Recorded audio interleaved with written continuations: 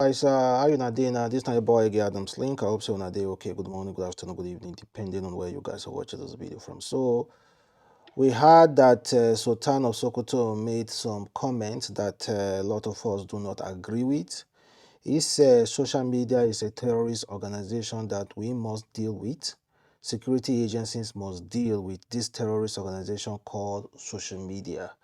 Then he also said that more people are killed in some developed nation every day than total amount of people killed in Nigeria in a month. Of course, emotions are very, very high right now, and many of us, including myself, do not agree with what he said. And if you guys know for a fact, we have issues currently in Plateau State and Benue State, and the kind of atrocities that are happening there. And most importantly, social media people are the most concerned people that ever even have a voice to speak on this particular matter. And the Southerners, Middle Belt, Southeast, Niger Delta are really not that happy that the Northerners are not even surprised or even reacting on these particular things that are happening in Plateau State and Benue State. Meanwhile, those states are even closer to them. They are even regarded as part of North.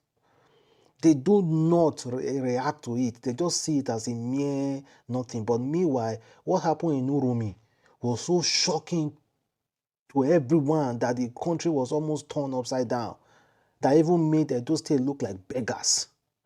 You understand? It's confusing. Emotions are high. But in order for me not to start running down on emotions, and this man, Sultan Sokoto, is known as one of the head of Islamic bodies in Nigeria. And he can't talk like this. So make we listen well, so that we no go just mistalk. Make we listen to the entire video. Make we no mistalk am. You understand? Okay. I hope you guys are ready. So with the agreement of Shehu, with the benevolence of the governor, whom I always found always to be so fascinating in how he goes about his responsibilities as the governor of this great state, despite the challenges. The Almighty Allah does not make mistakes when he gives leadership to his servants.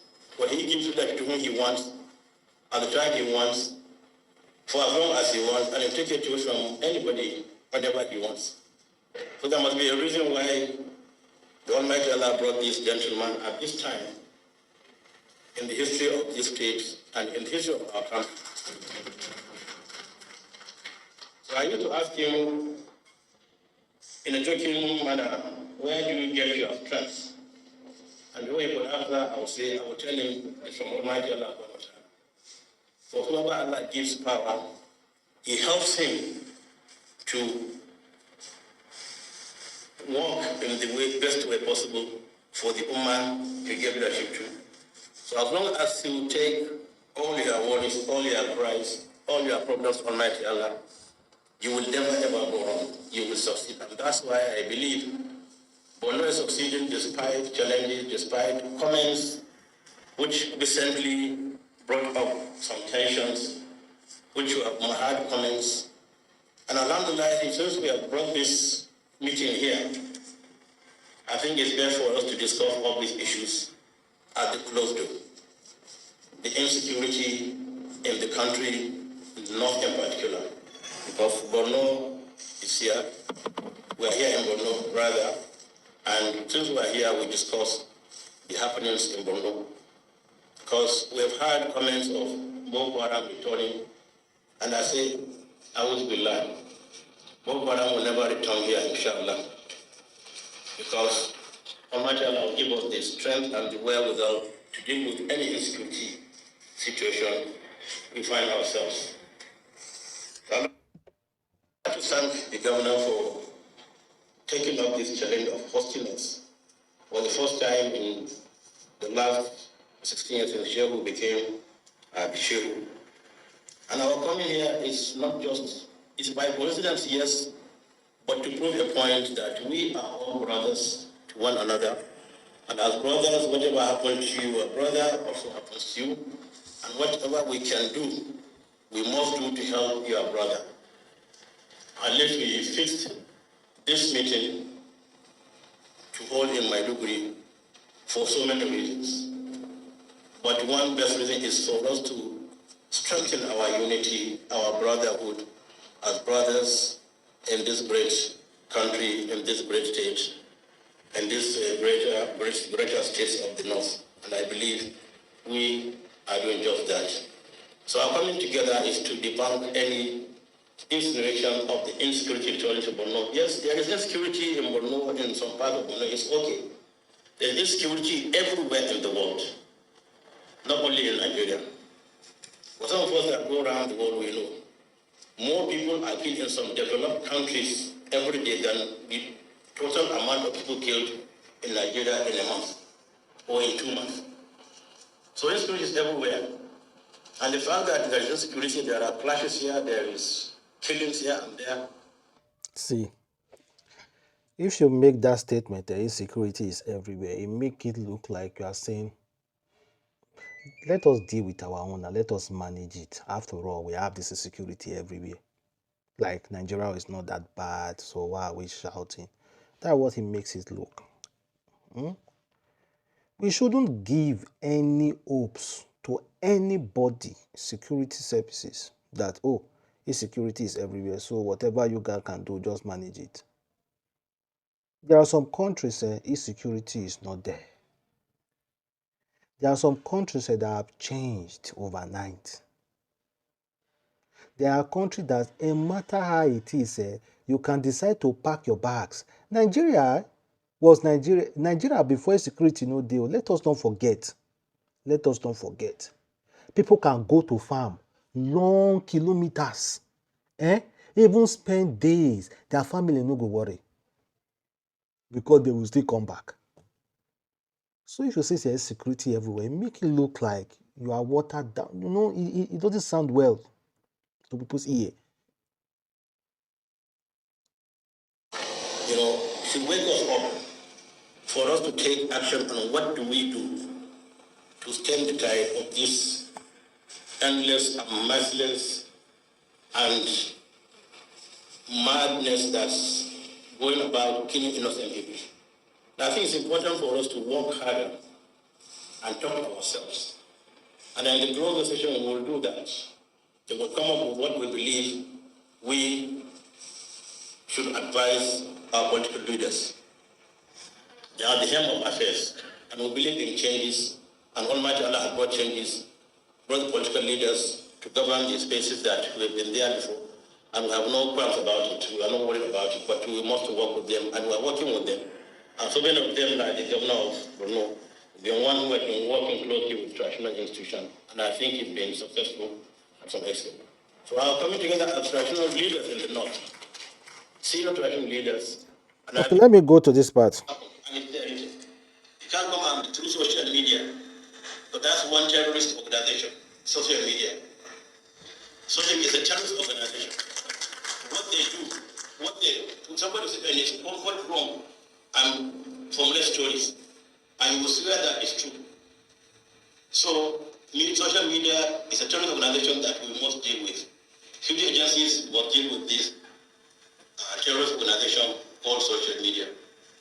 So we're not happy with what's been happening either on the Plateau or other places. Okay, guys, that was it said about the social media being a terrorist organization. But let us also check this out. Let us say, okay, if we agree with him that social media is, we see, we have seen a lot of cases, like say, a lot of fake news. People will just post rubbish things that are not true. Yeah, we cannot deny that. That is also there as well. We have seen a lot of cases. For example, in Dubai, Saudi Arabia, they regulated social media. And they were able to succeed in regulating social media because they created standard for citizens. Standard of living for citizens. In a sense that you almost do not see reasons to complain. You understand? In the sense that you almost do not see reasons to complain. In the sense that the ordinary citizen self will be so mad if another person is complaining. Like, free education. If you want to go school abroad, the government will sponsor it. You understand those kind of things? Like housing loans.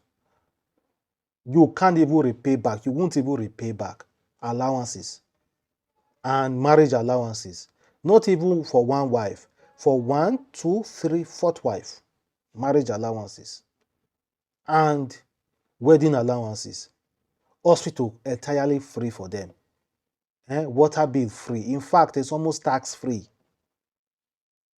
You know, if Nigeria meets that standard of living for their people, when we fully know that Nigeria has more oil than Saudi Arabia, but yet they are living better than us. And not just oil do we have here, we have other natural resources, and yet they are living better than us. If Nigeria government make those standards of living, I will just pack up. If anybody lie about anything concerning my government or try to blast my government, I will be the first person to stand up to say, Waka there. Waka there. Okay, that's all I have to say about social media. No wahala. Let us regulate social media in Nigeria. Let us do something. But then again, let us also learn from countries who have regulated social media. Because if you have to regulate social media in this kind of rotten situation, that means you have to buy all of us with that. Oh. Okay, that being said, let's listen to this guy. I just watched your video where you talk, say, make security agency, made they deal with social media, that social media is a terrorist group. First of all, you don't even know me on social media. It is very painful. I don't blame you, be old man. So now, for that note, where be say now they marry 11-year-old Peking, that one not be terrorist, abi? For that same note, Fulani herdsmen don't shut down everybody for this country. That one self no be terrorist. You know, see that one do. Now something we no concern us. Now you go just my they tell us. Alaye, not to consign us. The annoying part we say this news where you talk. Now still this social media with the year with it. If not for this social media like this, people like me will not even know you. Will not send you for this place. I not send you. It's Nigeria. Nigeria no care who you be. If you talk anyhow, they give unto you anyhow. Like this man here. He said, Chief Omiobo to the Sultan of Sokoto, you are a terrorist to the democracy, and your feudal days are numbered. Why are you pretending not to know the cause of the genocide going on in the north? It's all about lands. How can you say that the people responsible for the killing in the north, particularly Benue, Plateau Benue, are unknown? Well, he take his own share of the bash from the social media, you understand? People just want to talk freely and not get criticized or questioned by citizens. No, now, it doesn't happen like that. I mean, I want to share this video. Make we listen to what this guy got to talk. What a hypocrisy. What a hypocrisy. I'm telling you. I can't find any of those agitated youths anymore. And those agitated cleric scholars that were coming out when what happened in Urumi happened. They come out, Allah imba ayuwane abuba zamu do pansa, zamu kashe kowane arni. I'm no more seeing you. Oh, the one in Jos is not, they are not northerners, Abi. They are not, well, this brings to my assertion that I keep saying, even for northerners, true northerners, they. And who are the true northerners? Your guess is as good as mine. So that is the reality. What a hypocrisy. What a hypocrisy. And these things are not coincidence. These things are not mistakes. These things are calculated attack. Calculated attack aimed towards annihilating some of the minority tribes in that region.